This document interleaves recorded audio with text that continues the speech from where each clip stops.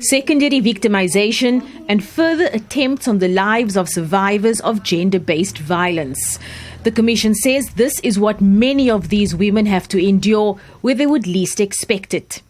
The very places of safety and shelters they have run to for protection. The manner in which they demean and degrade, the women in particular that are admitted at these shelters, it's very problematic. They talk so loosely. They look at survivors as potential sexual partners as well. The they Matotoka is referring to are security guards who have been hired to look after women living in the shelters. This horror story and others was shared by the Commission for Gender Equality, which briefed Parliament's Portfolio Committee on Public Works and Infrastructure on the state of shelters in the country. DPWI is the custodian of government property. One of its responsibilities is to allocate property to be used as shelters for abused women and children.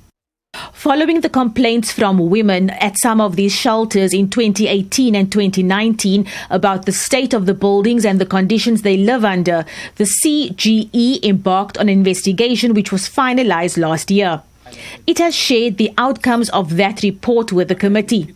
Stories were told of easy access to the women, none or lax security systems, no vetting of staff, and zero understanding or consideration by the staff of the trauma these women have experienced.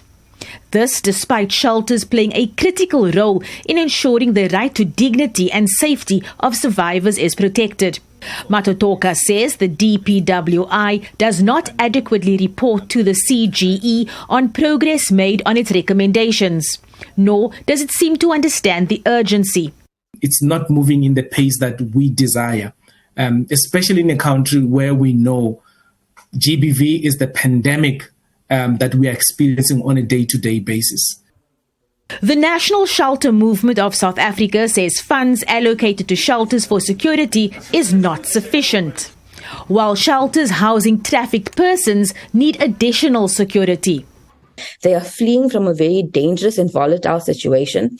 And even though shelters are looked at as a response mechanism, we are actually a prevention to femicide. Women that stay in abusive relationships can ultimately end up being murdered. Recently, at one of the shelters, the perpetrator followed the police van transporting his partner. The perpetrator himself was a very dangerous individual that had access to a firearm. He had a firearm.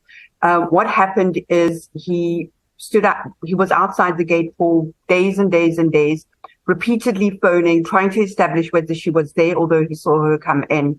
And it got to the point where he was actually threatening to come into the shelter and, in his words, take out everybody inside. The National Shelter Movement says allocating buildings to be used as shelters and ensuring that they are places of safety, as the name suggests, should be a top priority for government.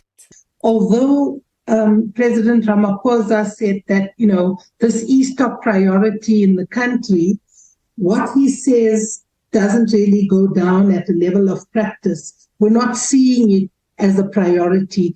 The CGE has given the DPWI a list of recommendations on how it can improve service delivery in this area. Both the CGE and the National Shelter Movement reminds government that those at the receiving end of this violence desperately need all stakeholders to work together. Abra Barbia, SABC News, Parliament.